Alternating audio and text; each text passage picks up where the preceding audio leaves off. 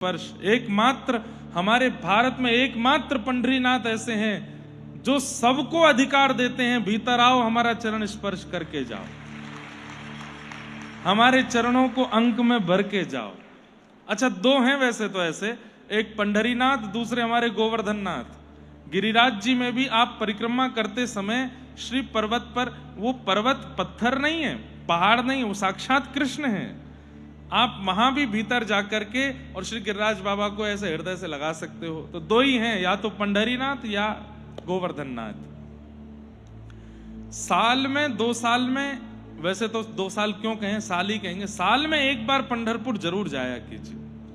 आप तो महाराष्ट्र में रहने वाले लोग हैं, जाते ही होंगे। हम तो उनको कह रहे हैं जो लाइव देख रहे हैं, राजस्थान में, गुजरात में, उत्तर प्रदेश में, पंजाब में, कश्मीर में, और जहां भी, पंढरपुर जरूर जाइए एक बार, और एक बार दर्शन करिए।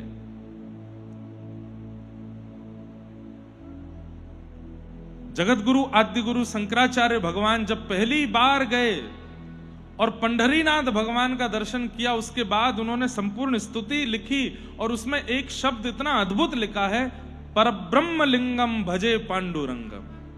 मैंने साक्षात परब्रह्म का स्वरूप यदि कहीं देखा है, परब्रह्म को कहीं देखा है, परब्रह्म लिंगम भजे पांडुरंगम। तो पांडुरंग पंढरीनाथ भगवान है।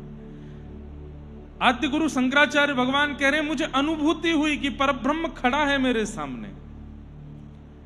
ऐसे पंढरीनाथ हैं। श्री डोंगरे जी महाराज तो अपनी कथाओं में कहते कि ठाकुर जी द्वारिका से लीला पूरी करके वैकुंठ नहीं गए, महाराष्ट्र आ गए, पंढरपुर आ गए पुंडलीक को दर्शन देने के लिए, और वहीं आके तब से वहीं खड़े हैं। ठाकुर जी वैकुंठ नहीं गए, पंढरपुर में बैठे। ऐसा श्री डोंगरे जी महाराज अपनी कथा में कहते थे।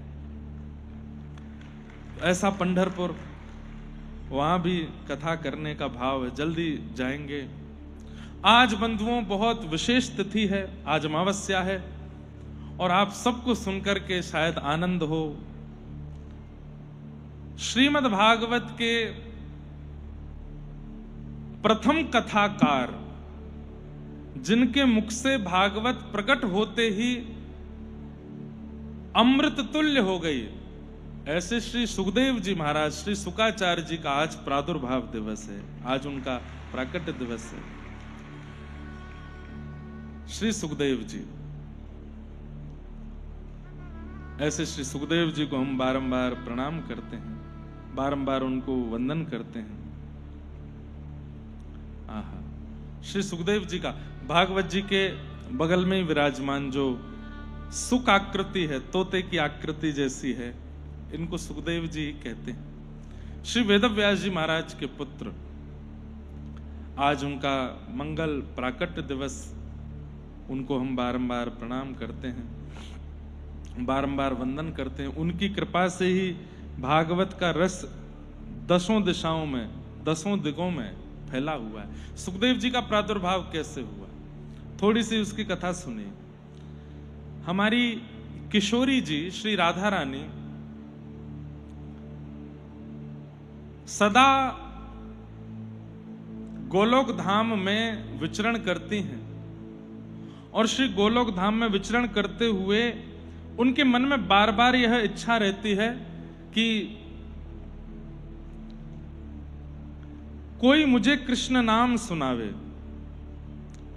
तब सब सखियों को बुला करके श्री जी कहती हैं कि कृष्ण नाम ध्वनि करो, कृष्ण नाम सुनाओ। अब सब सखियां कृष्ण नाम ध्वनि करती तो हैं, लेकिन 24 घंटा श्री जी के कानों को इच्छा रहती है कि कृष्ण कृष्ण कृष्ण कृष्ण बोलते रहो। तब ललिता, विशाखा आदि सखियों ने विचार किया कि श्री जी की इस इच्छा की पूर्ति कैसे हो। तब उन्होंने एक सुक और सारी, अब ये निकुंज की लीला है, बहुत भीतर की लीला है, कभी अवसर होगा संभवतः नासिक में कहूंगा, सुक और सारी की लीला। तो उसमें सुक जो हैं वो ठाकुर जी के पक्ष की प्रशंसा करते हैं, और सारी जो हैं वो ठाकुर जी के पक्ष का खंडन करती हैं। फिर सारी जो हैं वो किशोरी जी की प्रशंसा करते हैं, और सुक जो हैं वो किशोरी जी की प्रशंसा का खंडन। और ये सब सुनकर के निकुंज में प्रिया प्रियतम बड़े प्रसन्न होते हैं। जैसे एक आध बात, जैसे सुक जाते हैं, किशोरी जी और ठाकुर जी दोनों बैठे हैं सिंहासन पर, रत्न सिंहासन पर गोलोक धाम में, और यहां से सुख आएंगे और सुख आकर के बोलते हैं कि हमारे श्याम सुंदर तो बड़े सुंदर हैं, इनके नेत्र तो ऐसे हैं, इनका मुखमंडल तो ऐसा है। और भैया मैं कहा बताऊं, हमारे ठाकुर जी इतने मधुर हैं, इतने मधुर हैं, इतने मधुर हैं कि एक एक अंग, एक एक रोंवा इनका मधुर है। ये कौन कहता? सुख। इतने में सारी आती हैं किशोरी जी के पक्ष से, और वो आकर के कहती हैं इतने मधुर हैं तो फिर गन्ना बना करके इनको रस निकाल लें सबरो, मतलब खंडन करेंगे। और फिर ऐसी बात सुन के किशोरी जी हंसती हैं, ठाकुर जी हंसते हैं, फिर वो किशोरी जी की प्रशंसा करते हैं। तब सुख, तो ऐसे सुख सारी का संवाद बहुत सुंदर है निकुंज लीला में। तो एक बार एक सुख इतनी प्रशंसा कर रहा था, इतनी प्रशंसा कर रहा था, और जब जब उसके मुख से कृष्ण नाम निकले, माधव नाम निकले, मधुसूदन नाम निकले, किशोरी जी के रोंगटे खड़े हो जाते थे। किशोरी जी ने ललिता जी से कहा कि ये सुख इतना प्रिय नाम बोल रहा है, इतना मीठा नाम बोल रहा है ठाकुर जी का, इसको मेरे पास रख दो। तब उस सुख से कहा कि तुमको किशोरी जी की सेवा करनी है। बोले क्या? 24 घंटा केवल ठाकुर जी के नाम सुनाते रहो। तो वही भगवान के मधुर मधुर नाम किशोरी जी को सुनाते हैं। और कई नाम ऐसे हैं जो नाम उस सुख को नहीं पता, तो किशोरी जी उसको रटाती हैं। और सुख तोते का स्वभाव होता है, बहुत जल्दी रट लेता है। बोलो तोता राम राम, तो तोता बोलता है राम राम। कई लोग जो घर में तोते रखते हैं, उनके तोते बोलते हैं। जैसे ही बड़ी बूढ़ी माता जी है तो मम्मी कह के बोलता है, उनको बच्चों के नाम बोलता है। बड़े अच्छे लगते हैं तोते जब बोलते हैं। तो सुखदेव जी वही सुख हैं। और किशोरी जी के सदा कंधे पे बैठे रहते हैं या हाथ के ऊपर यहां बैठे रहते हैं। कभी कभी सिर पर आकर के यहां जो किशोरी जी चंद्रिका धारण करती हैं उसके कोने पे आके बैठ जाते हैं। और बस क्या करते हैं? पूरे समय बस नाम गाते रहते हैं, माधव मधुसूदन गोविंद मुरारी, यही नाम बोलते रहते हैं।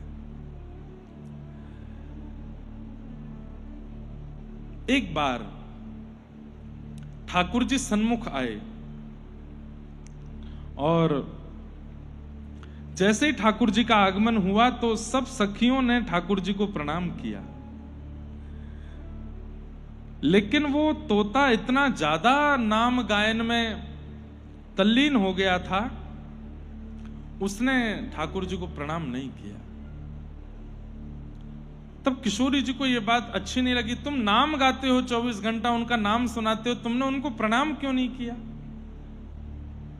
तो सुक ने जिज्ञासावत किशोरी जी से कहा, ऐसा उनमें क्या है कि हम उनको प्रणाम करें? वो प्रणाम के योग्य क्यों हैं? ऐसी उनकी महिमा क्या है? कृपा कर मुझे बताओ। तब किशोरी जी बोले, तुझे ठाकुर जी की महिमा नहीं पता? ठाकुर जी का रूप स्वरूप नहीं पता? अब मैं बताने बैठूंगी तो मेरी तो समाधि लग जाएगी, लेकिन जब तक तुम उनकी महिमा सुन करके समझ के नहीं आओगे तब तक अब मेरी सेवा में नहीं रह सकते। तो अब जाओ पृथ्वी पर जाकर के योग्य आचार्यों से उनकी महिमा सुन के आओ। तब श्री शुकाचार्य जी पृथ्वी पर आए और पृथ्वी में आकर के अमर कथा चल रही थी, महादेव पार्वती जी को सुना रहे थे। वहीं पहुंचे श्री सुखदेव जी और जैसे ही पार्वती जी को अमर कथा सुना रहे थे महादेव और कह रहे थे कि बस मैं आंख बंद करके कथा करूंगा, तुम बीच बीच में ओम शब्द का उच्चारण करती रहना। पार्वती जी ओम शब्द का उच्चारण कर रही थी, लेकिन जैसे ही रास का प्रसंग आया, जो आज कथा में आएगा, रास का प्रसंग आते ही पार्वती जी इतनी भाव विभोर हो गई कि ओम शब्द का उच्चारण करना भूल गई। तभी बगल में बैठे हुए सुखदेव जी, महादेव को नहीं पता था कि सुखदेव जी कथा सुन रहे, पार्वती जी को भी नहीं पता था, वो तो नेत्र बंद करके मगन होके कथा चल रही थी। तो पार्वती जी के स्वर में ओम शब्द का उच्चारण सुख ने करना प्रारंभ कर दिया कि कहीं कथा रुक ना जाए। और सप्ताह कथा विश्राम होते ही महादेव ने जैसे ही डमरू बजाया, जय जयकार करी, कथा का विश्राम हुआ, पार्वती जी के नेत्र खुले और तुरंत महादेव के चरणों में प्रणाम करके कहा, बहुत सुंदर रास का प्रसंग सुनाया, अब इससे आगे का विषय सुनाओ। महादेव बोले रास तो 2 दिन पहले हो गया, रास हो गया, रास के बाद ठाकुर जी कंस वध कर आए, रुक्मिणी विवाह हो गया, महाभारत युद्ध हो गया, द्वारिका बस गई, यदुवंशियों को श्राप लग गया, सब कुछ होकर के ठाकुर जी अपने धाम को प्रस्थान, पूरी कथा हो गई देवी, तुम अभी तक रास पे ही हो। बोले हाँ, आपने रास सुनाया, और जैसे ही आपने कहा कि आप गोपेश्वर बन करके वहां गए, तो सुनते सुनते मेरे मन में आया जब ये रास में गए थे तो मुझे क्यों नहीं लेके गए। तो इस बार कथा रूपी रास में मैं भी गई थी और वहां श्याम सुंदर के साथ रास हुआ। 2 दिन से वो रास ही कर रहे थे मेरे साथ, मुझे नहीं पता चला कि कथा विश्राम कब हुई। तो आप रास में थी तो फिर ओम कौन बोल रहा था? तभी देखा तो व्यासपीठ के पीछे छोटे से सुखदेव जी बैठे। महादेव बोले ये ठीक नहीं किया आपने, व्यासपीठ के सन्मुख बैठ के कथा सुनने का अधिकार है, व्यास आज्ञा दे तो इधर या उधर बैठने का अधिकार है, पीछे बैठ के सुनने का अधिकार तो नहीं है। आपने कथा की परंपरा तोड़ी है, ये श्रवण परंपरा में आपने भेद किया है, इसका दंड आपको मिलेगा। और त्रिशूल लेकर के महादेव सुखदेव जी के पीछे, उस सुख पक्षी के पीछे चले। वही पक्षी उड़ता हुआ हिमालय की कंदराओं में होता हुआ बद्रिकाश्रम पहुंचा। सरस्वती नदी के तट पर श्री वेदव्यास जी महाराज की पत्नी विट्टिका जलपान कर रही थी, मुख खोल करके जलपान कर रही थी। तभी सुखदेव जी ने सोचा कोई गुफा में जाऊंगा, महादेव तो सब जगह ढूंढ लेंगे, ये सबसे बढ़िया गुफा है, और उन्हीं के मुख से होके गर्भ में प्रविष्ट हो गए। महादेव जान तो गए थे, लेकिन महादेव यह, अच्छा एक बात, अब कई लोग कहेंगे महादेव ने क्रोध क्यों किया? नहीं, महादेव और नारायण सब जानते हैं कि कब कहां कैसे क्या होना है। महादेव बोले कि भाई तुम यहां अमरनाथ में बैठे हो, तुमको तो वहां बद्रिकाश्रम पहुंच के प्रकट होना है व्यास जी की पत्नी के गर्भ से। तो महादेव तो केवल सहायक बने उनको बद्रिकाश्रम तक ले जाने के, और वहां जाकर के विट्टिका के मुख में होकर गर्भ में प्रविष्ट हो गए। महादेव लौट के चले गए। 12 वर्ष तक अपनी मातृ गर्भ, 12 वर्ष तक उसी विट्टिका जी के गर्भ में रहे। 12 वर्ष बाद कथा सुनते, जो सुनी थी महादेव से, उसका उच्चारण करना प्रारंभ किया। तब विट्टिका जी को अनुभव हुआ कि मुझे ऐसा क्यों लगता है कि कोई श्लोक बोलता है, कोई ब्रह्म ज्ञान की बातें करता है, और ये कहां से आवाज आती है? मेरे भीतर से आती है। तो वेदव्यास जी को बताया, तो वेदव्यास जी ने दिव्य दृष्टि से देखा तो समझ गए, ओहो देवी, आपके गर्भ में तो साक्षात भगवत कृपानुरागी साक्षात से सुखदेव जी विराज रहे हैं। प्रणाम करते हुए बाहर से ही सुखदेव जी से कहा कि आप प्रकट होइए। तब सुखदेव जी बोले मैं नहीं आऊंगा। क्यों? ये संसार बहुत भयभीत है, माया से चंगुल में फंसा हुआ है, मुझे खींच लेगा अपनी ओर। ठाकुर जी आके अगर मुझे आश्वासन देंगे कि माया मुझे नहीं सताएगी तो मैं जन्म लूंगा।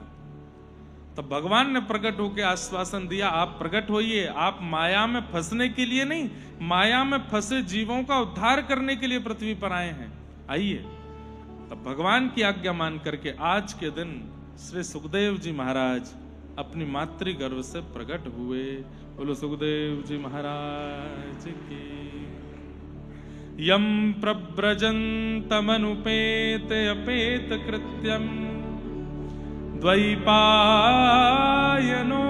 विरह कातर्या जुहाव पुत्रेति तन्मयतया तरवोभिनेदु तम सर्वभूत हृदयं मुनिमानतोस्मि। महाभारत में अग्नि मंथन से आपका प्रकट हुआ, ऐसी कथा महाभारत में आती है।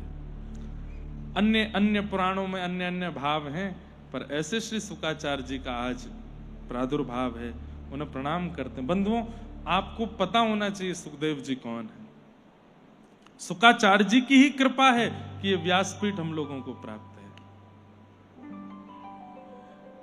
हरि की कथा सुनाने वाले, ओ हरि मार्ग बताने वाले, तुमको लाखों प्रणाम, तुमको लाखों प्रणाम। तुमको लाखों प्रणाम। हरि की कथा सुनाने वाले, हरि कथा सुनाने, हरि की कथा सुनाने वाले, तुमको लाखों प्रणाम, तुमको लाखों प्रणाम।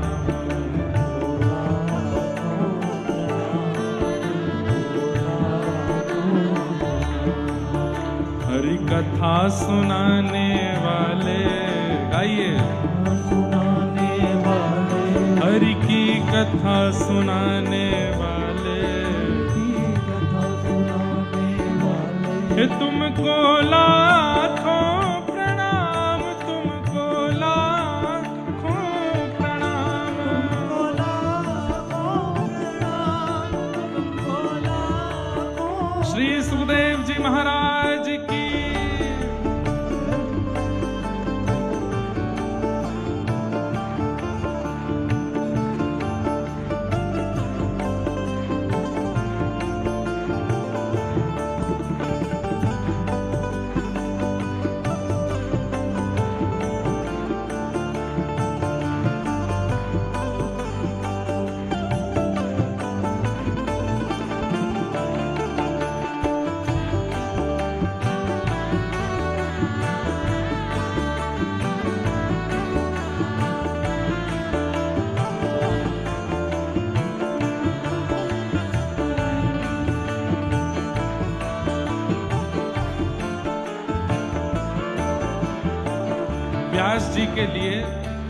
व्यास जी के लिए श्रोताओं के भाव होने चाहिए, पर यहाँ व्यास जी के लिए व्यास जी ही गा रहे हैं। ये आपको गाना चाहिए, हमारे लिए नहीं, पर सुखदेव जी के लिए गाना चाहिए, क्योंकि उन्हीं की कृपा से व्यासपीठ प्रकट है।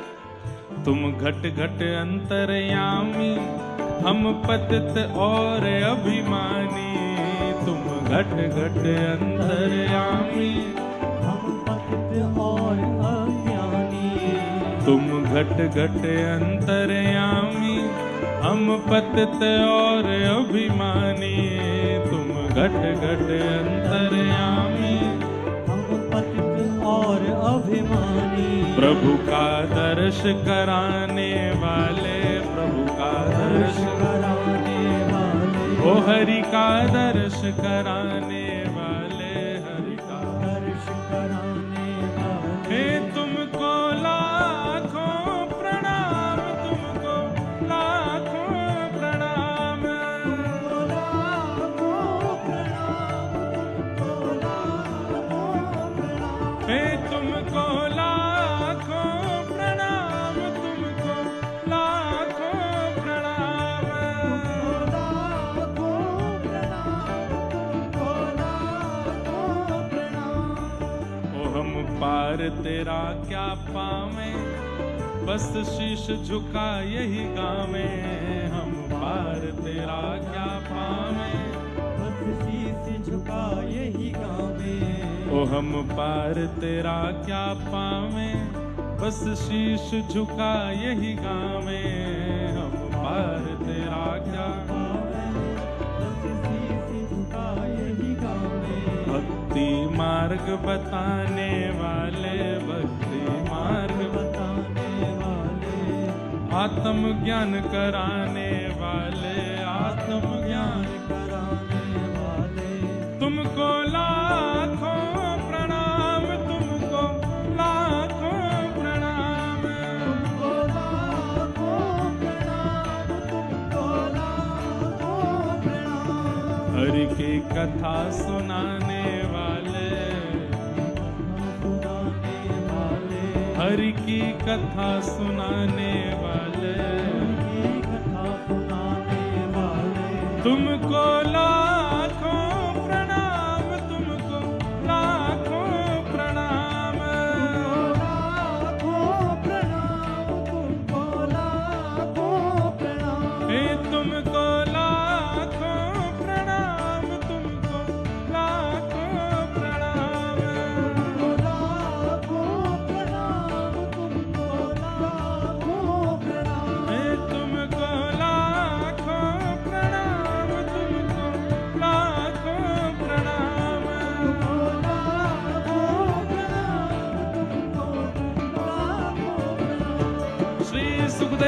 जी महाराज की। ऐसे श्री शुकाचार्य जी को हम बारंबार वंदन करते हैं। श्री सुखदेव जी महाराज परीक्षित को कथा सुना रहे हैं और क्या कह रहे हैं? परीक्षित, भगवान 7 बरस के हैं और 7 बरस के ठाकुर जी सब ब्रजवासीन को लेकर के गोवर्धन गए हैं और श्री गिरिराज जी की पूजन करवा रहे हैं। गिरिराज जी को पूजन करवाए करके 56 भोग लगवाए करके गिरिराज जी की परिक्रमा करवाए करके सब ब्रजवासी जो वर्षों से इंद्र की सेवा करते आ रहे थे, अब वे सब गिरिराज जी की शरण में आ गए। अब इसके पीछे एक बात और है बंधुओं, देखो ब्रजवासी सब ठाकुर जी को अपना लाला मानते हैं और लाला मान करके कभी उनको प्रणाम नहीं करते, कभी उनको वंदन नहीं करते और आवश्यकता भी नहीं है। भाई लाला को कोई प्रणाम क्यों करे? लेकिन ठाकुर जी कभी कभी मन में विचार करते हैं कि भाई मेरे चरणों में बहुत कुछ है और जब तक ये प्रणाम नहीं करेंगे तब तक इनको वो प्राप्त कैसे होगा? देखो, भक्त ने जब ठाकुर जी के प्रति प्रेम अर्पित किया तो ठाकुर जी ने विचार किया इसको कहां रखूं? सिर पर निवास तुलसी का है, इसलिए ठाकुर जी जहां कहीं भी मुकुट धारण करते हैं तो वहां पर भी मुकुट से पूर्व तुलसी पधराई जाती है ठाकुर जी को। अरे हम कह रहे हैं तुलसी ना भी धारण करते हो तो जल अर्पित करते हैं, अभिषेक के समय जल में भी तुलसी होती है। तुलसी का स्थान यहां है, ठाकुर जी धारण करते हैं। मोर पिच्छ का स्थान यहां है। तो भक्त ने जब प्रेम अर्पित किया तो ठाकुर जी बोले यहां तो तुलसी विराज रही है, यहां कैसे रखूं? एक म्यान में 2 तलवार नहीं। और प्रेम गली अति सांकरी तामे 2 ना समाये, तुलसी का प्रेम है वो यहां विराजेंगे। तो भक्त का प्रेम ठाकुर जी ने विचार किया हृदय में रखूं, तो हृदय में श्री जी विराज रही हैं, प्रिया जी, यहां कैसे धारण करूं? शीश एक है, हृदय एक है, लेकिन तब ठाकुर जी ने विचार किया चरण 2 हैं, स्थान भी पर्याप्त है और सबका प्रेम भी। तो भक्तों के प्रेम को ठाकुर जी ने चरणों में स्थापित किया, चरणों में विराजमान किया। और फिर सुनो हमारी बात, चरणों में स्थापित करके फिर क्या किया ठाकुर जी ने? करार विंदेन पदार विंदम मुखार विंदे विनवेशयन्तम वटस्य पत्रस्य पुटेशयानं बालं मुकुन्दं मनसा स्मरामि। श्री कृष्ण गोविंद हरे मुरारे, हे नाथ नारायण वासुदेव। जिह्वे पिबस्वामृतमेतदेव गोविंद दामोदर माधवेति। करार विंदेन, अपने हाथों, ये चित्र सबने देखा होगा, हो ही नहीं सकता कि ये चित्र किसी ने ना देखा हो। कैसा चित्र है? करार विंदेन पदार विंदम, ठाकुर जी अपने दोनों हाथों से अपना पैर पकड़ते हैं और पैर को खींच के अपने मुख के पास ले जा करके मुखार विंदे विनवेशयन्तम, अपने पैर के अंगूठे को ठाकुर जी चूसते हैं। देखा है चित्र? कभी सोच नहीं आई, मन में विचार नहीं आया कि भगवान अपना चरण का अंगूठा क्यों पीते हैं? आपके मन में केवल ये बात आ गई छोटा स्वरूप है इसलिए ठाकुर जी ने कर लिया, बालक है ना इसलिए पी रहे हैं। नहीं, ठाकुर जी अपने भक्तों का प्रेम जो चरणों में भक्तों ने अर्पित किया है, उन सब प्रेमों को मुख के द्वारा अपने उदर में धारण करते हैं, उस प्रेम का पान करते हैं जो भक्तों ने चरणों में अर्पित किया। ये पूरे दिन पंढरीनाथ भगवान के सब लोग चरणों में प्रणाम करते हैं। हमें विश्वास है रात्रि कपाट बंद होते ही श्री पंढरीनाथ भगवान ऐसे ही लेटते होंगे और अपने चरणों का पान करके जितने भक्तों ने प्रेम अर्पित किया चरणों में सब पीते होंगे। और इतने में ही सुबह के 3:30-4 बजते होंगे, काकड़ा आरती है और तुरंत श्री पंढरीनाथ जी का मुंह दर्शन खुलता है। तो सुबह सुबह आप एक चीज अनुभव करना, जैसे बहुत भोजन करने के बाद में व्यक्ति तृप्त दिखाई देता है ना, संतुष्ट दिखाई देता है। हाँ, अब भोजन पानी भोजन नहीं किया हो तो बड़ा ऐसा लगेगा कि उदास हो गया है, हताश हो गया है, बहुत जो है निर्बल दुर्बल सा हो गया है। लेकिन अत्यंत प्रसाद पाकर करके व्यक्ति नाश्ता भोजन करके संतुष्ट लगता है। कभी जाइएगा, अनुभव करके देखना। रात्रि के शयन आरती में पंडरीनाथ जी बड़े सुस्त लगते हैं, लेकिन मंगला का दर्शन खुलते ही ऐसा लगता अत्यंत तृप्त। वो तृप्त कहां हुए? बोले बंद दरवाजे के पीछे अंगूठा ही पी रहे थे। सब भक्तों का प्रेम पान करके संतुष्ट हो जाते हैं, तृप्त हो जाते हैं और फिर दोबारा तैयार हो जाते हैं। सुबह से ही खड़े हो जाते हैं, आप महाराज सबके दर्शन, सब चरणों में आके प्रणाम करते, पूरे दिन प्रणाम करो, फिर रात्रि को फिर पान करते हैं। करार बिंदेन पदार विंदम मुखार बिंदे विनिवेशयन्तम वटस्य पत्रस्य पुटे शयानम बालम मुकुंदम मनसा स्मरामि।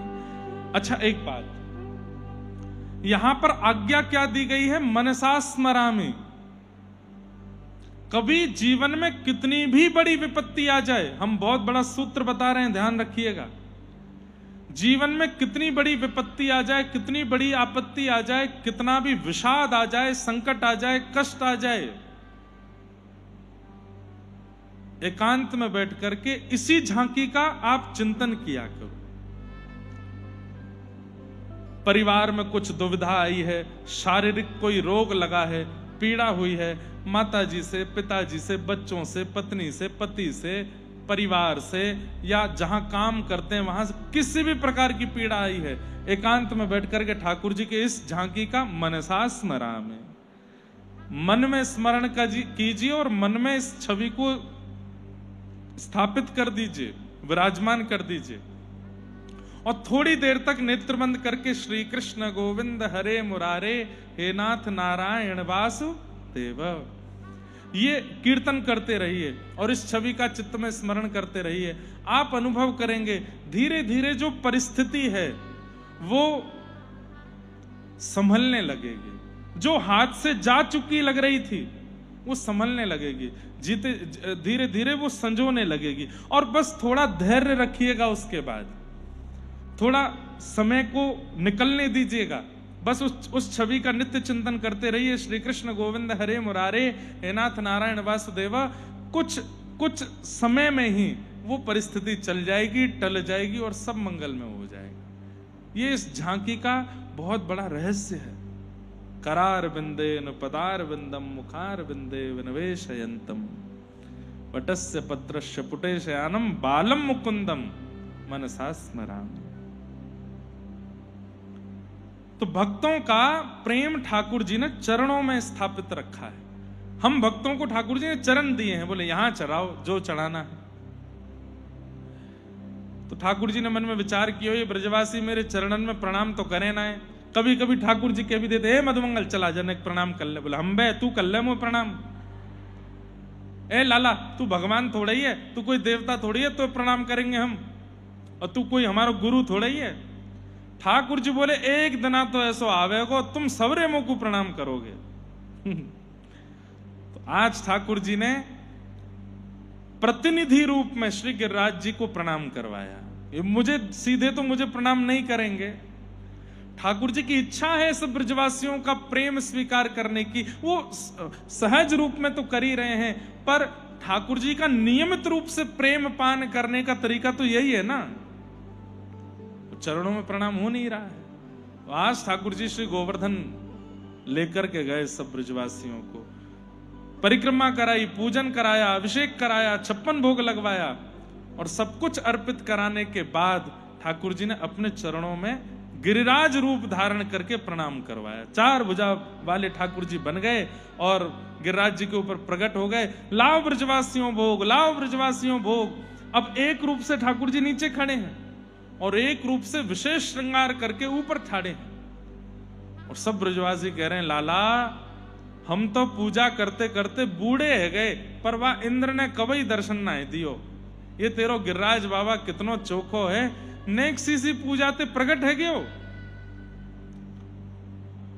ठाकुर जी बोले देख लो, अब चलो सबरे प्रणाम कर लो इनको। तो इस बहाने सब ब्रजवासी अपने घर घर की 56 भोग लेके जाते हैं और श्री गिरिराज बाबा को पवाते हैं और चरणों में प्रणाम करते हैं। ठाकुर जी दूर पुजारी बन के खड़े हैं और सब गोपियों को समझा रहे हैं, हेरी जाए के ऐसे तिलक करियो और बाकी बाद ऐसे आरती करियो और फिर राई नोन करियो और फिर का सामग्री बना के लाइए, अच्छा जेवारी सामग्री पवाई दियो। पुजारी बन के सबका गाइडेंस कर रहे हैं कि पूजा कैसे करनी हो। पूजा करवा किसकी रहे? अपनी ही। आप ही पूजे आप पुजावे। और ये सब लीला किसी को नहीं पता चली, केवल श्री जी को पता चल गई है। और नेत्र प्रेमाश्रुओं से बढ़ गए हमारी किशोरी जी के, और दूर बैठी बैठी देख करके मन में विचार कर रही है, यह लीला सब करत कन्हाई, यह लीला सब करत कन्हाई, एक रूप सो गिरधर पूजे, एक रूप सो गिरधर पूजे, एक रूप पूजवाई, यह लीला सब करत कन्हाई। और किशोरी जी का मन रूपी मयूर तो तब नृत्य करने लगा जब ठाकुर जी नंद बाबा यशोदा के संग स्वयं गए ऊपर गिरिराज जी पर। एक एक करके परिवार के लोग जा रहे हैं ना प्रणाम करने, तो अब ठाकुर जी गए और ऊपर जाकर के जैसे ही तिलक कियो, अक्षत चढ़ायो, आरती करी, तो आरती कर रहे हैं। अब किशोरी जी क्या देख रही हैं? बोले खुद ही अपनी ही आरती कर रहे हैं। कोई व्यक्ति आज शाम को एक काम करना, करोगे? घर पे जाना, बड़ा वाला दर्पण हो ना, शीशा, उसके सामने खड़े होके अपने आप को देख के करना, कैसा लगेगा? आप लोगों को तो अच्छा लगेगा, लेकिन कोई और देख रहा होगा तो वो हंसेगा नहीं। वाह भाई, देखो ये कैसी लीला कर रहे हैं। तो श्री जी को वही दिख रहा है। श्री जी कह रही है, देखो अपनी ही बलैया ले रहे हैं, अपना ही तिलक कर रहे हैं। और फिर यशोदा मैया मोहनथार बाटी बना के लाइए, तो मोहनथार उठा के अपने रूप से कह रहे मुंह खोलो। तो गिरिराज जी जो बने वो क्या कह रहे, इतना बड़ा ना खाऊंगा, नेक्स्ट नहीं, पूरा खाना पड़ेगा, मुंह खोलो पूरा। तो पूरा मुंह खोल करके उनको पवा रहे हैं। और पवाने के बाद में फिर गिरिराज बाबा के मुख में जो नेक्सो से बच गयो, गिरिराज बाबा अपने मुख से निकाल के उनको पवा रहे हैं। ये सब झांकी देख के दूर खड़ी हुई किशोरी जी दोनों की बलैया ले रही हैं। आज या छवि की बलिहारी, सूरदास या छवि की शोभा, सूरदास या छवि की शोभा, इन नैनन सो टरत न टारी, इन नैनन सो टरत न टारी। सूरदास जी कह रहे हैं ये छवि मेरे नेत्रों से जा नहीं रही है। एक बात बताएं बंधुओं, कृष्ण लीला ना जब तक इमेजिनेशन नहीं करोगे तब तक आपको आनंद नहीं आएगा। आप सुन रहे हैं एक बात, लेकिन तत्सुनवन प्रपठन विचारण परो, यहीं बैठे बैठे जब हम बोलते हैं उसी समय नेत्र बंद करके चिंतन भी कर लिया करो, कैसी झांकी है। श्री गिरिराज पर्वत का निर्माण करो, गिरिराज पर्वत पर 56 भोग का निर्माण करो, उसके ऊपर 4 भुजा वाले गिरिराज जी बैठे हैं और वैसे ही रूप वाले 2 भुजा वाले कृष्ण खड़े हैं, और वो कैसे पूजा कर रहे हैं, कैसे आराधन कर रहे हैं, ये सब चिंतन करना है, तभी सुख मिलता है।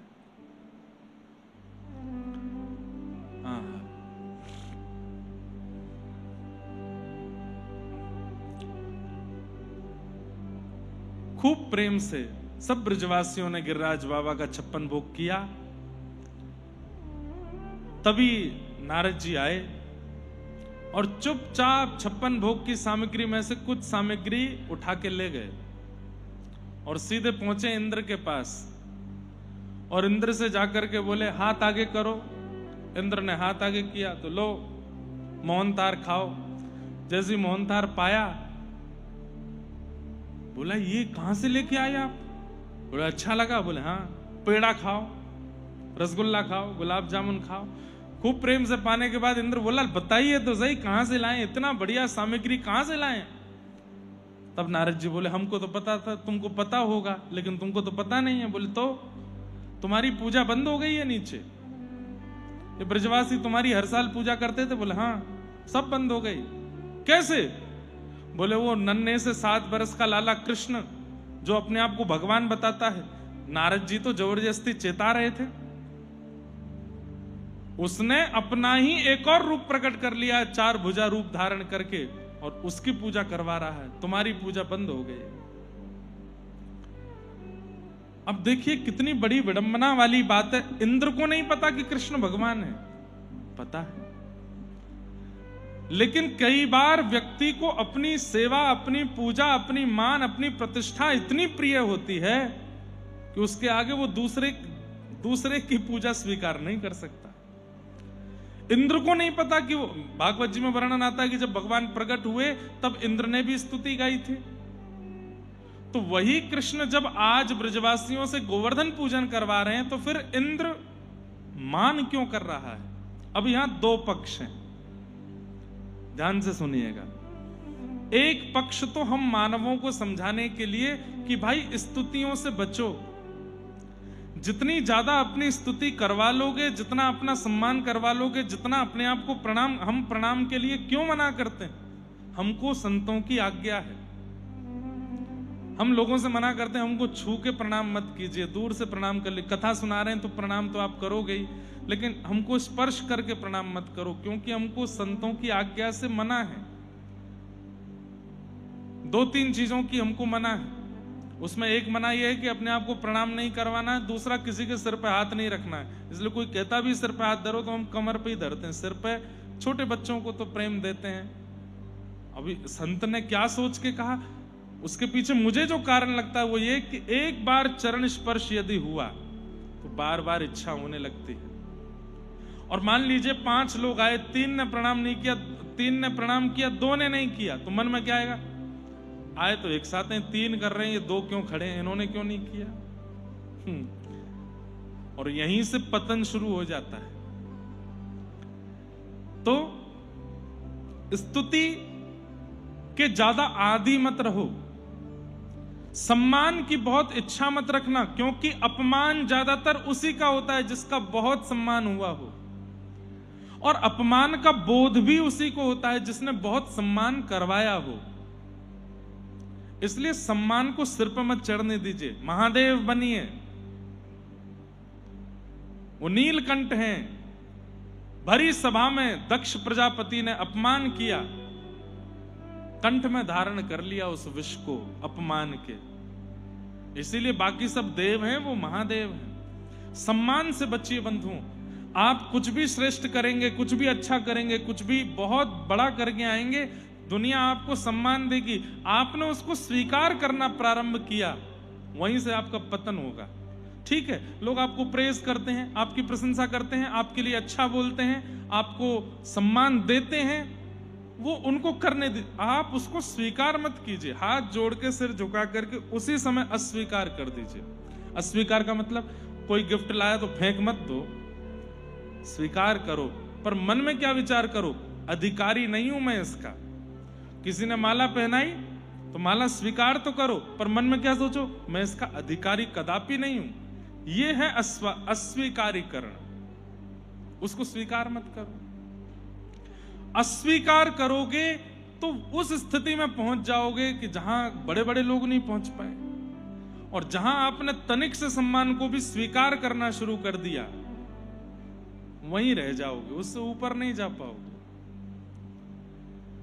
इसलिए इंद्र के मान का एक कारण तो ये हम सबको समझाने के लिए है कि भाई स्तुति जब प्रिय लगने लगती है ना, तो इंद्र जैसा स्वभाव भी हो सकता है एक दिन कि भगवान की स्तुति हो रही है, ये इंद्र को स्वीकार नहीं हो रहा है। कहीं ऐसा हम ना कर बैठे, इसलिए ये बात बताई जा रही है। और दूसरा पक्ष बहुत सुंदर है। दूसरा पक्ष क्यों सुंदर है? बीच बीच में ये देवता भगवान के पास आते रहते हैं। तो एक बार इंद्र ने भगवान को यमुना जी के तट पर आकर के प्रणाम किया। बोले भगवान आपकी इतनी सुंदर लीला चल रही है ब्रज में, हम तो देख करके आनंदित हो रहे हैं। ठाकुर जी बोले तुमको हमारा एक काम करना। बोले क्या? बहुत ध्यान से सुनिएगा, सब लोग इधर देखो। तो भगवान ने इंद्र से कहा कुछ दिन बाद हम ब्रजवासियों को अपने चरणों में प्रणाम करवाएंगे, पर ये मुझे प्रणाम नहीं करेंगे, मेरे प्रतिनिधि श्री गिरिराज जी को प्रणाम करेंगे, और उसके लिए हम तुम्हारी पूजा बंद करवाएंगे। तुम क्या करना, तुम्हारी पूजा बंद हुई इसलिए कोपित होकर के खूब जोर की वर्षा करना, और इतनी वर्षा करना कि उस वर्षा से बचाने के लिए मैं गिरिराज जी को धारण करूंगा। अब मैं गिरिराज जी क्यों धारण करूंगा? ठाकुर जी की ये बात भी कहीं पूर्व में ठाकुर जी कह चुके हैं। कैसे? सब लोग इधर देखो, सुनते जाओ, एक एक क्षण भी छोड़िएगा नहीं। जब हनुमान जी महाराज हिमालय पर्वत लेकर के आए संजीवनी बूटी के लिए, तो सब लोग हनुमान जी की बड़ी प्रशंसा करते थे। अरे हनुमान जी तो समुद्र लांग के लंका पहुंच गए, लंका में आग लगा करके आ गए, हनुमान जी ऐसे बलवान हैं, हनुमान जी ऐसे, हनुमान जी ऐसे। तो एक दिन हनुमान जी ने राम जी से कहा मेरा नाम क्या है? हनुमान। जो मान का हनन करता हो वो हनुमान है। और मेरा इतना सम्मान होता है नाथ, ये मुझे प्रिय नहीं लगता। ठाकुर जी बोले हम कुछ करेंगे। आज जैसे ही हनुमान जी पर्वत लेकर के आए संजीवनी बूटनी की जगह, तो लक्ष्मण जी के प्राण रक्षा की तो उत्सव मना ही, उससे ज्यादा उत्सव मना हनुमान जी का नया नाम रख दिया सब लोगों ने। बोले क्या? गिरवरधारी। बोले कौन है ये? गिरिवर। गिरिवर किसको कहते हैं? श्री हिमालय को ही, पर्वत को ही गिरी कहा जाता है। उसको जो धारण करे वो गिरवरधारी। तो गिरवरधारी गिरवरधारी गिरधारी गिरधारी कहकर के सब हनुमान जी को पुकारने लगे। तो हनुमान जी रोते हुए गए राम जी के पास, मुझे ये मान अच्छा नहीं लग रहा है, कुछ कीजिए नाथ। ठाकुर जी बोले चिंता नहीं करो, द्वापर आने दो। तुमने जैसे भुजा में पर्वत उठाया, हम तुमसे भी एक हाथ आगे जाएंगे। कैसे? 7 बरस की आयु में बाम भुजा की 51 उंगली के नख पे पर्वत धारण करेंगे। तो जो नाम तुमको अभी दे दिया है, द्वापर में ये हमारा हो जाएगा। फिर कलयुग में जब कभी भी गिरधारी कहा जाएगा तो तुम्हारा स्मरण नहीं करेंगे लोग, हमारा स्मरण करेंगे। हनुमान जी बोले मेरा बहुत बड़ा उपकार होगा नाथ, मेरे ऊपर ये काम कर देना। तो ठाकुर जी ने इंद्र को ये बात बताई। बोले हमको गिरिराज जी धारण करने हैं, ताकि कलयुग में गिरधारी नाम से लोग हमको ही जाने। ये हनुमान जी को हमने वचन दिया है, तो उसके लिए तुमको मेघमाला से वर्षा करनी पड़ेगी। और वर्षा जब होगी तब छतरी तो होगी नहीं, इतनी विशाल छतरी के रूप में हम पर्वत उठा लेंगे। 7 दिन तक ब्रजवासी हमारे समीप रहेंगे और ज्यादा हमसे प्रेम हो जाएगा। और 7 दिन बाद वर्षा विश्राम कर देना, तो फिर हम वापस धारण कर देंगे। हनुमान जी की इच्छा पूरी, ब्रजवासियों का प्रेम पूरा, सब कुछ बिल्कुल लीला सेट हो जाएगी। तो दूसरी परिस्थिति में इंद्र को पता है कि ये भगवान है, पर ठाकुर जी ने ही कहा है कि ये करना। जैसे राम कथा में कैकेयी जी को राम जी ने कहा है कि आप ही कर सकती हैं मुझे वन में भेजने की योजना पूरी, मेरा वन में जाना बहुत जरूरी है मां, वहां इतने भक्तों को दर्शन देना है, वहां सबरी को दर्शन देना है, जटायु का उद्धार करना है, वहां जाके विभीषण को स्वीकार करना है, और ये सब नहीं हो पाएगा अगर मैं यहां रहूंगा। तो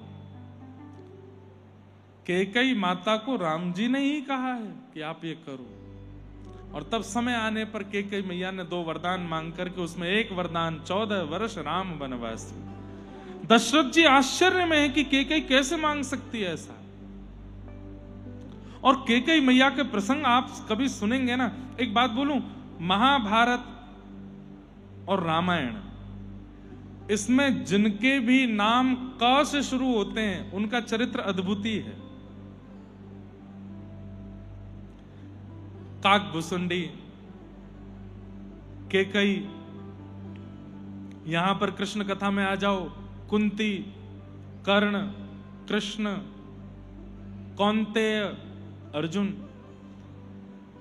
ये कोई ऐसी प्रमाणित बात नहीं है, लेकिन मेरे मन में ऐसा आता है कि क अक्षर से जिनके भी नाम हैं, राम कथा में हो चाहे आप अभी मैं और नहीं सोच पाया हूं, सोच लीजिएगा। केसरी नंदन हनुमान जी, जिनके भी नाम क से प्रारंभ हुए हैं, चाहे राम कथा में हो चाहे कृष्ण लीला में हो, उनका चरित्र प्रेरणादायक है, मानव को कुछ सिखाएगा। मानव के सीखने के लिए कर्ण का जीवन जरूर देखिए एक बार, भले ही वो कौरव पक्ष का था। तो इस प्रकार इंद्र के द्वारा जो ये लीला हुई है, इसके बारे में इंद्र को पहले से पता था। ये तो ठाकुर जी पूरा स्क्रिप्टेड करते हैं ना, हम लोगों को ज्ञान देने के लिए।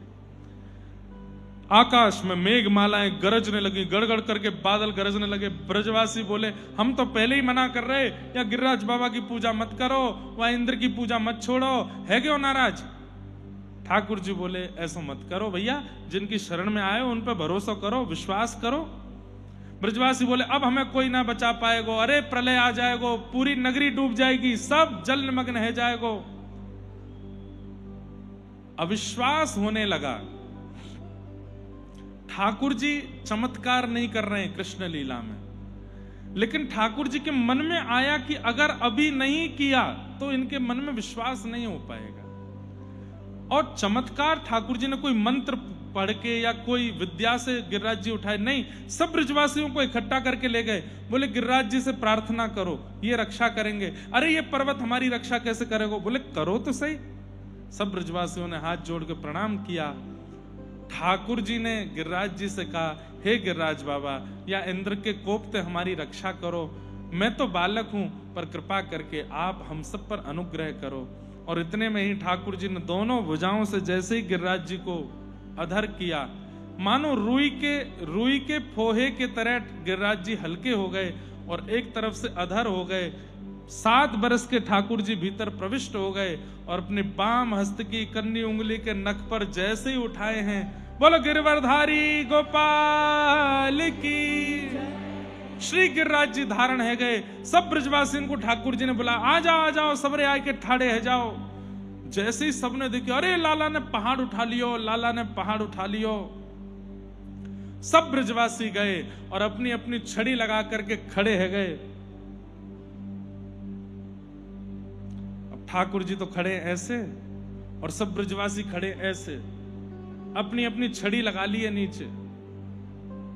मतलब ये तो वही बात हो गई, पंडाल अपने वो लोहे की रोडों पर खड़ा है, लेकिन फिर भी आप में से कोई बहुत बड़े महानुभाव बड़ा डंडा लेके आए और नीचे आके ऐसे खड़े हो जाएं। आप लोग चिंता नहीं करो, मैंने पंडाल साध रखा है पूरा। ऐसी स्थिति हो गई।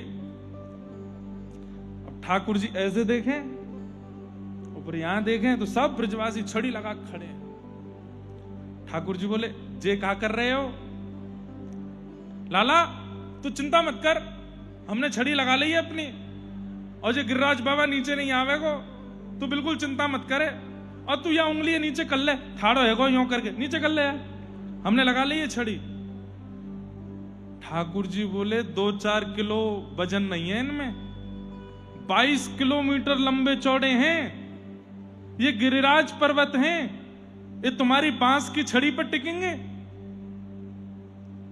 ब्रजवासी बोले हमारी तो फिर भी छड़ी है, तेरी तो उंगली है, या उंगली पर टिक जाएंगे? अरे तेरी उंगली तो मोटी, तो हमारी छड़ी है लाला, तू चिंता मत कर, उंगली नीचे कर ले, हमने छड़ी लगा ली है।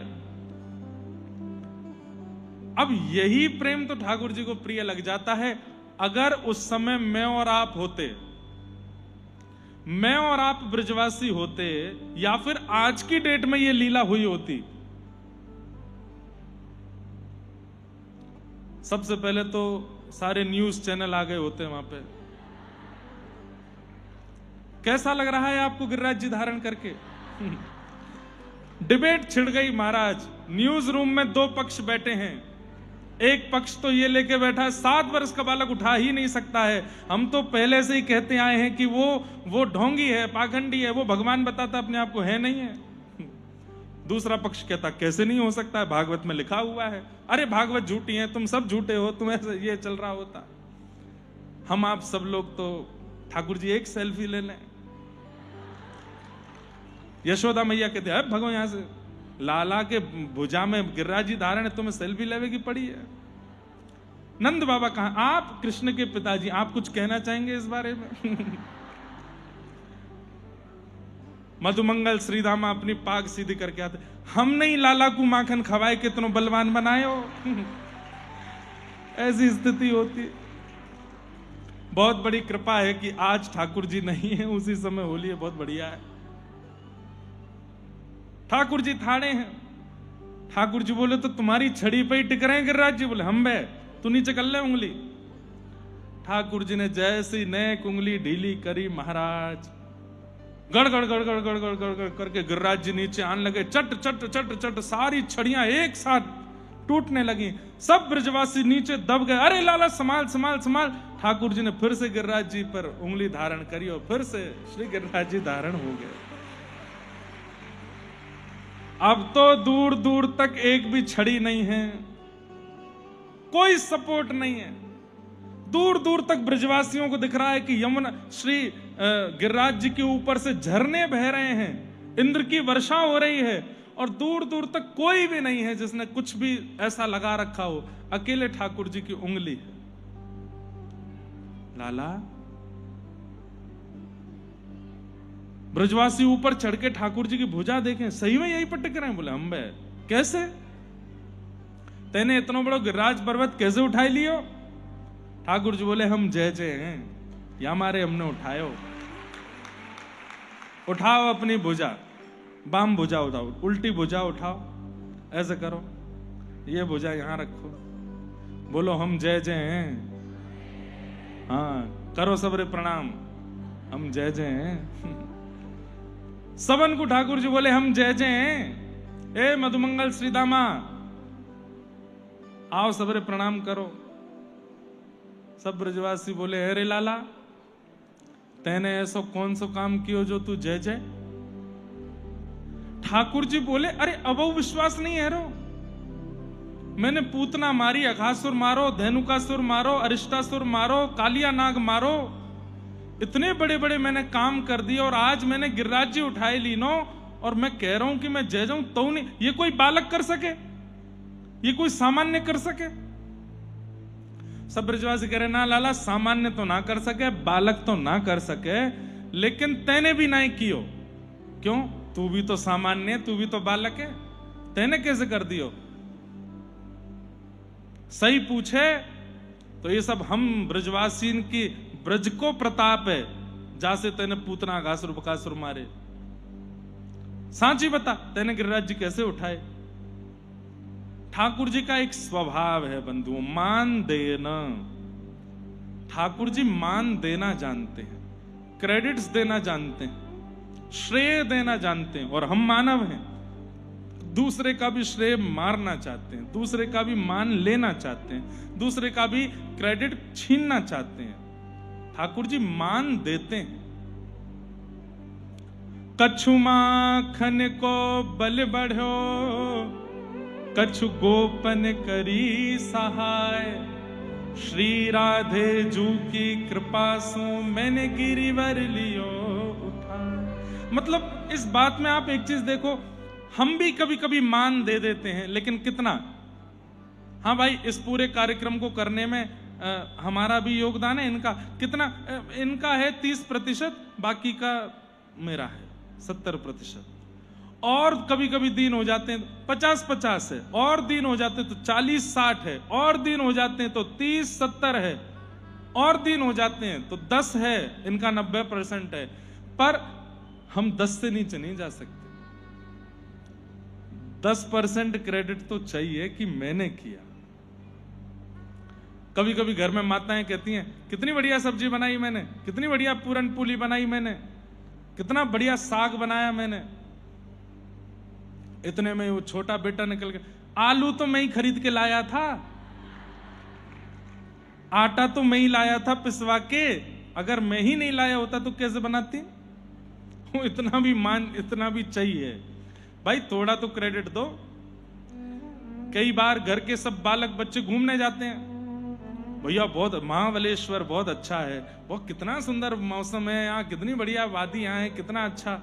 एक बिल्कुल गुम बैठा होता है सब बालकों में। क्या हो गया? बताया तो मैंने ही था। ये तो पीछे पड़ रहे थे गोवा चलो, ये तो कह रहे थे वहां चलो, ये तो मैंने ही कहा पास के पास है महाबलेश्वर चलो। क्रेडिट चाहिए। ये तो मैंने वो बातें कही जो मैं मंच से बोल सकता हूं। हम लोग तो उन चीजों में लड़ लेते हैं। यहां मुझे योग्यता क्यों नहीं दी, क्रेडिट क्यों नहीं दिया, मान क्यों नहीं दिया? पर ठाकुर जी कैसे हैं? A to Z सारे काम करने के बाद भी सारा मान दूसरों को दे देते हैं, इसीलिए वो कृष्ण है। इसलिए कृष्ण भक्त बनना चाहते हो तो मान देना शुरू करो। करने के बाद भी श्रेय मत लीजिए, कर दीजिए पर श्रेय मत लीजिए। आपने किया, ये आप जानते हो, ठाकुर जी जानते हो, इसके बाद किसी और को जनाने की क्या आवश्यकता है? आप जानते हो, आपके नाथ जानते हैं, उसके बाद यदि संसार जान जाए तो अच्छी बात है। नहीं जान रहा है तो जबरदस्ती क्यों माइक पे बोलना, कहीं पेपरों में छपवाना, इंस्टाग्राम सोशल मीडिया पर डाल देना, ये मैंने किया। ठाकुर जी कैसे? पूरा श्रेय दे दिया, और ऐसा भी नहीं एक को दिया, सबको दे दिया। क्या कह रहे हैं? कछु माखन को बल बढ़ो। अरे गोपियों, आज तुम सबके प्रश्न को उत्तर दे रहा हूं। गोपियां बोली क्या? तुम सबरी यूं विचार करती कि मैं घर घर जाके माखन काई को चुराऊं, मैं घर घर जाके दही क्यों चुराऊं? मेरी यशोदा मैया की 9 लाख गैया हैं, दूध है, घी है, दही है, मक्खन है, फिर भी मैं दूसरे इनके घर में जाके क्यों चुराऊं? अरे गोपी, इतनी सारी गोपी इतनो परिश्रम करके मक्खन निकारे, तो प्रत्येक गोपी को परिश्रम मक्खन में आ जावे, तो जन जन गोपीन के यहां जाके मैंने मक्खन चुरायो, सब गोपीन को बल मक्खन ते मुंह में आए गयो। तो इन सब गोपीन की कृपा से मेरी भुजा में इतना बल आयो, मैंने गिरिराज जी उठाए लिए। गोपियों को श्रेय दिया। कछु गोपन करी सहाय, गोपियों को दिया। अब गोप ग्वालों के लिए क्या कह रहे हैं? बोले भैया, जैसे ही मैंने गिरिराज जी उठाए, आप सब लोग मेरी भुजा की ओर देखने लगे, मेरी उंगली की ओर देखने लगे, तो आप सबके नेत्रंशों सबरो बल निकल के मेरी उंगली में आए गए, आप सबको बल मेरी उंगली में आएगा, वहां से मैंने गिरिराज जी उठाए लिए। ग्वाल बाल सब एक दूसरे के मुंह की ओर देखें, तब एक ग्वाला बोलो, अरे हम बे लाला सही बोल रहा है। बोले क्यों? 3 दिनाते कछु कमजोरी सी आ गई है हम लोगन में। अब पता चली हमारी सबरी शक्ति निकल के या कि उंगली में चली गई है, तभी तो हम कहें कि घबराहट सी क्यों हो रही है, कमजोरी सी क्यों। हम बे लाला सांची कहते ने, हमारी शक्ति ही चली गई है लाला में। गोपीन की शक्ति, ग्वालन की शक्ति। अब गोपी ग्वाल कितने हैं? 400-500, 1000, 2000, 10,000 नहीं है, लाखों की तादाद में गोपी ग्वाल हैं। सबका मान करते हुए ठाकुर जी ने कहा, आप सबके बल से मैंने गिरिराज जी उठाए। और अंत में अधिष्ठात्री स्वामिनी किशोरी जी को नाम बोल करके तो मानो पूरे व्रजमंडल को श्रेय दे दियो। श्री राधे जू की कृपा सो मैंने गिरिवर लियो उठाए। राधा रानी कौन? बोले 84 कोस की रानी। उनकी इच्छा के बिना तो या व्रजमंडल में कछु ना रह सके।